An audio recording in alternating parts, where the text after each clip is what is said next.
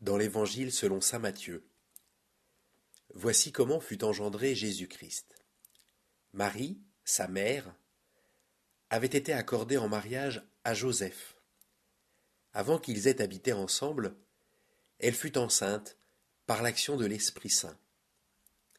Joseph, son époux, qui était un homme juste et ne voulait pas la dénoncer publiquement, décida de la renvoyer en secret.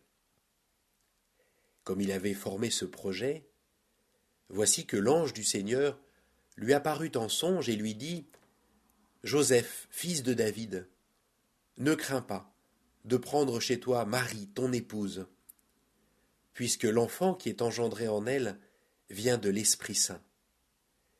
Elle enfantera un fils, et tu lui donneras le nom de Jésus, c'est-à-dire le Seigneur sauve.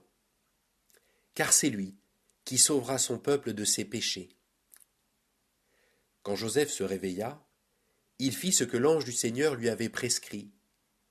Il prit chez lui son épouse, mais il ne s'unit pas à elle jusqu'à ce qu'elle enfante un fils, auquel il donna le nom de Jésus. À l'origine de Jésus, il y a Marie, bien sûr. Mais à l'origine de Jésus, il y a Joseph, tout autant. Un homme juste, nous dit l'Évangile. Alors il décide de répudier en secret la femme qu'il aime et qui se trouve enceinte des œuvres d'un autre que lui. La contradiction, déjà en son temps, n'avait pas échappé à saint Jérôme. Comment peut-il être juste, cet homme-là, en couvrant ainsi la faute de son épouse ? Car la loi est très claire. Elle exige une répudiation publique. Et puis, si Joseph s'en tient à cette procédure secrète, il restera à jamais réputé marié. C'est que Joseph perçoit qu'il n'y a pas de faute, mais un mystère qui le dépasse. Dieu est là. Alors il se soumet dans une attitude toute filiale, tel fils, tel père. C'est un géant, Joseph. Il n'est ni cet amoureux naïf, ni cet idiot utile, que c'est plus à dépeindre une certaine iconographie chrétienne. C'est un géant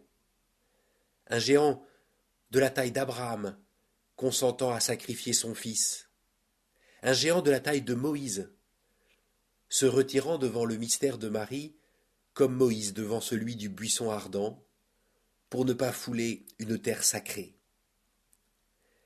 Joseph, c'est un géant dont la justesse, au fond, dépasse la justice. La justice en cette affaire était sans échappatoire. Elle exigeait la lapidation et conduisait Marie à la mort. La justesse de Joseph est inventive, créative. Elle fait du neuf et sert la vie.